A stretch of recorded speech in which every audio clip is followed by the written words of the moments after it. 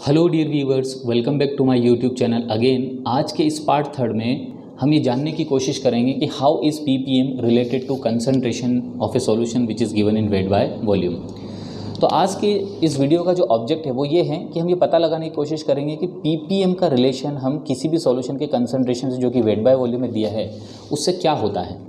तो इस रिलेशन को समझने से पहले मैं आपको रिमाइंड करवाना चाहूँगा कि हमने पार्ट 2 में ये देखा था कि पीपीएम जो है ये टर्म एक रेशियो वाली टर्म है और ये किस किस का रेशियो बताती है। तो ये सॉल्यूट के अमाउंट का रेशियो सॉल्यूशन के अमाउंट से बताती है।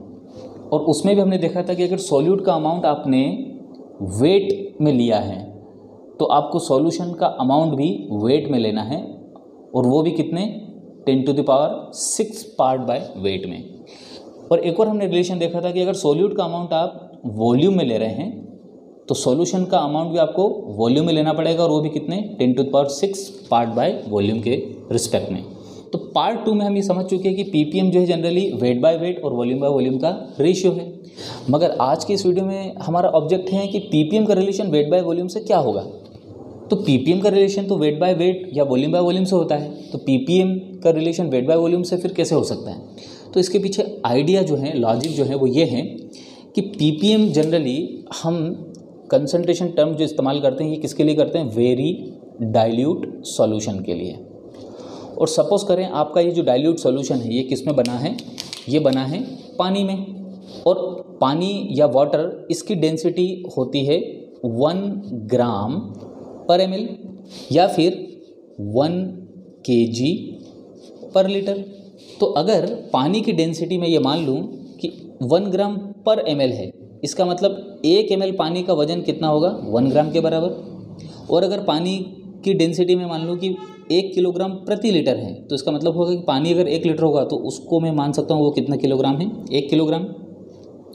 तो एक्चुअली आज के इस वीडियो में जो हम ये रिलेशन निकालना चाह रहे हैं पीपीएम का वेट बाय वॉल्यूम के साथ, तो एक्चुअली ये वॉल्यूम जो है ये वॉल्यूम नहीं, ये weight by weight he consider किया जाएगा। उसको लिखते हैं हम वॉल्यूम है, मगर चूंकि पानी की डेंसिटी 1 ग्राम प्रति ml होती है या 1 किलोग्राम प्रति लीटर होती है, तो ऊपर अगर आपने सोल्यूट का अमाउंट वेट में लिया है, चाहे वो मिलीग्राम में हो या ग्राम में हो, तो आप नीचे जो वॉल्यूम ले रहे हैं वो वॉल्यूम जितना भी हो वो ग्राम या किलोग्राम में ही माना जाएगा। तो इस आइडिया को हम इस्तेमाल करते हुए हम पीपीएम का रिलेशन वेट बाय वॉल्यूम के कंसंट्रेशन से समझने की कोशिश करेंगे। तो पीपीएम का रिलेशन वेट बाय वॉल्यूम से निकालते समय हमारे दिमाग में ये होना चाहिए कि अगर वॉल्यूम आपका 1 ml है तो वो कितने के बराबर है, 1 ग्राम के। और अगर वॉल्यूम आपका लीटर में दिया है तो किसके बराबर है, 1 किलोग्राम के। तो आइए अब ये देखते हैं कि किस तरीके से हम पीपीएम की इक्वेशन वेट बाय वॉल्यूम के सॉल्यूशन के साथ बना सकते हैं। तो पीपीएम की रिलेशन अगर मुझे वेट बाय वॉल्यूम के साथ अगर निकालनी है तो उसकी 3 इक्वेशन जनरली हम इस्तेमाल में लाते हैं। सबसे पहली जो रिलेशन है वो है milligram of solute which is present in litre of a solution. ये पहली इक्वेशन है। या फिर दूसरा इक्वेशन जो बनता है पीपीएम का वेट बाय वॉल्यूम के साथ वो बनता है microgram of solute upon millilitre of solution.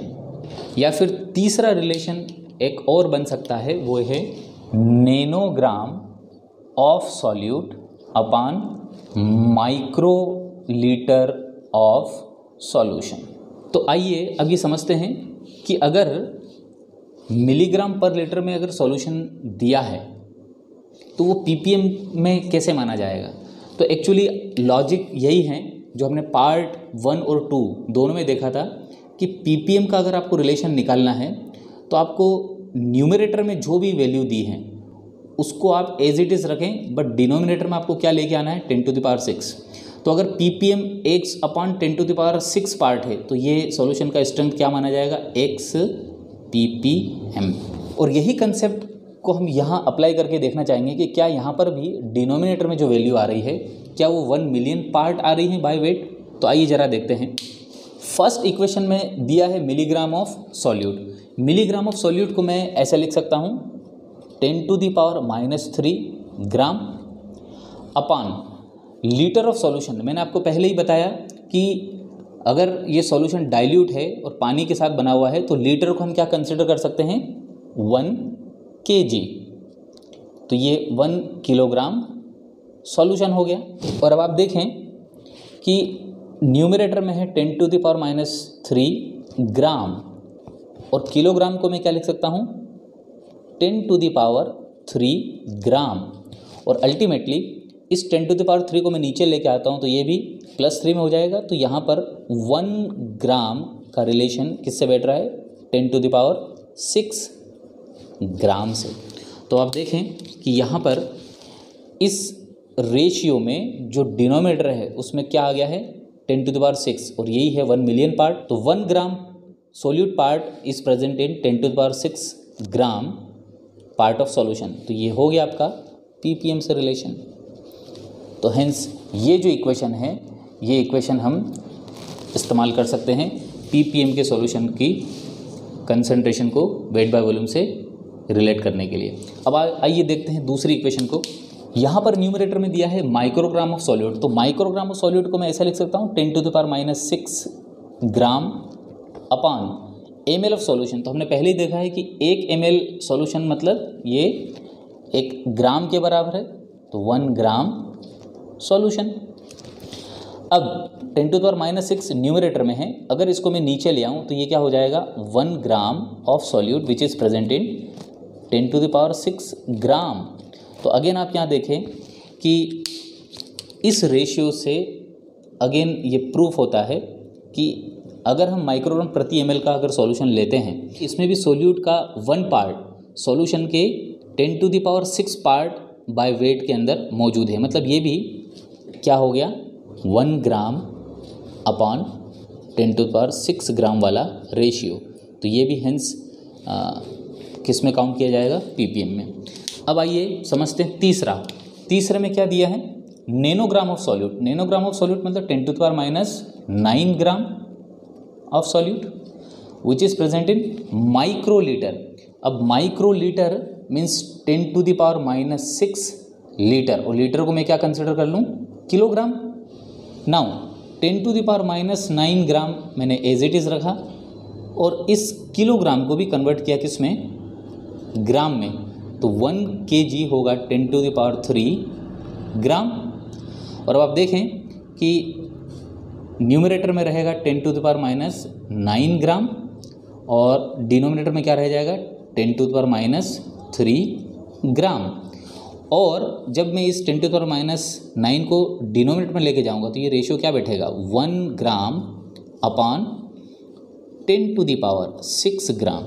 तो आप देखें कि यहाँ पर भी जो रेशियो आ रहा है वो 1 पार्ट बाय वेट का 1 million part by weight of solution के साथ आ रहा है। इसका मतलब नैनोग्राम पर माइक्रोलीटर ये भी ppm की कंसंट्रेशन को डिफाइन कर सकता है। तो इससे ये समझ में आता है कि अगर हमें ppm का रिलेशन वेट बाय वॉल्यूम में सॉल्यूशन के साथ देखना है तो आपको सॉल्यूशन की स्ट्रेंथ क्या रखनी पड़ेगी, मिलीग्राम प्रति लीटर में, या फिर माइक्रोग्राम प्रति ml में, या फिर नैनोग्राम प्रति माइक्रो लीटर में। तो इस तरीके से वेट बाय वॉल्यूम के सॉल्यूशन का रिलेशन ppm के साथ प्रूफ होता है। अब इसके अगले पार्ट में हम इसी कंसेप्ट के ऊपर कुछ न्यूमेरिकल करेंगे। I hope you understand the concept. Thank you.